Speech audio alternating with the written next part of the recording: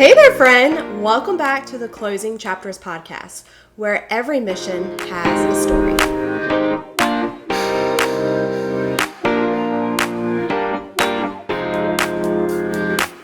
That not only was he in the military, she also worked for the government as well. So she was in the process of trying to get her job transferred over to the base and get going. So there was a lot happening behind the scenes, and they needed everything just to fall into place for them. Hey there. In this next episode, we're going to talk about how my client wanted a four-bedroom, two and a half bath, two-story house on a budget. And by on a budget, I mean under $200,000. Now, we're taking it back to April 30th, 2019, when we closed on this brand new construction house in Hunter's Crossing. And it was over 2,200 square feet, four bedrooms, two and a half baths with a loft upstairs and a beautiful backyard for $192,000. This great southern home was fantastic. It was one of the eras where they were making the switch from having engineered hardwood floor to luxury vinyl flooring throughout. So we're talking durable, we're talking new, and we're talking space, all on a budget. This was a fantastic option for my folks. They were a military family coming in from out of state, and they needed a place like fast. They had two children that had been sharing a room, and one was a boy and one was a girl, and they were both in that pre-teen era. So it was time for them to have their own space. Now, if you know anything about military families, they're usually not close to their actual family. So they required having an extra room to be able to have a guest space, hence the four bedrooms. On top of that, not only was he in the military, she also worked for the government as well. So she was in the process of trying to get her job transferred over to the base and get going. So there was a lot happening behind the scenes, and they needed everything just to fall into place for them. So it was really fun to watch this house come together. It was already up off the ground when they found it. And then we got to go through and customize it a little bit at a time. Make sure that we had the floors color picked out that we wanted, and they had the option on the cabinets. So it was really kind of cool to watch it all come together. Once they closed on the property, they had a surprise. As this happens all too often in the military, they weren't there very long, not even 2 years, and they got orders to Guam. How cool is that? So, lo and behold, they had to turn around and sell that sucker before they could even think about settling in. And when that happened, they really got the luck of the draw that that's when the market had taken an uptick and they got out from underneath of it. Okay. This was another one of those scenarios where out of sight, out of mind, right? They thought because I wasn't physically there that I could not help them. And that was the furthest from the truth, as we have discussed before. So I didn't list their house when they sold. Now, the agent that did is someone that I'm impressed with and I would have been fine with either way. Is someone I would have referred business to. So at least there was that piece going for me there.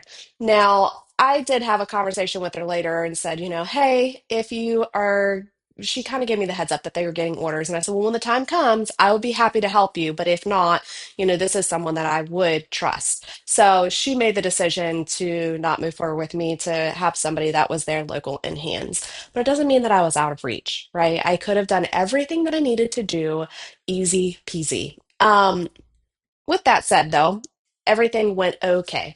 It took a little bit longer than anticipated for them to sell, but they got out from underneath of it because, moral of the story, a lot of times houses actually sell better when they are vacant. And I know that can be counterintuitive. Some people are like, well, but if it's an empty room, sometimes it looks smaller or you can see all the defects in the house. And while that might be true, a lot of times people are distracted by all of this stuff if it is furnished by a living family and or it's not kept well and or maybe they have furniture that doesn't fit the space well. All of the above can occur. Or there's just boxes everywhere and it just looks hodgepodge.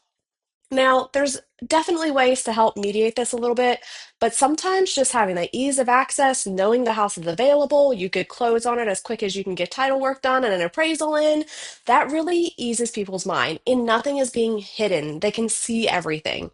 And that sometimes is just the trick. And in this case, that seemed to be the case. As soon as they were out, that sucker sold.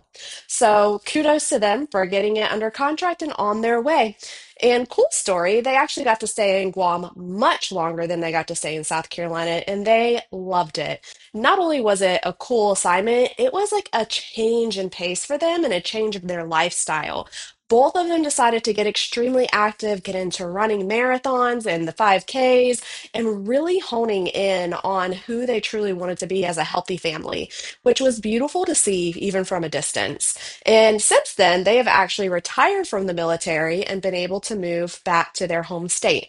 So sometimes, whether the story is short or long, whether their stay is short or long, whether you keep them in your, pocket for a long time, whether they pass along a million referrals or not, it's really cool just to watch your clients evolve as time goes by, to watch the kids grow, to watch the careers change, and to really see everyone evolve.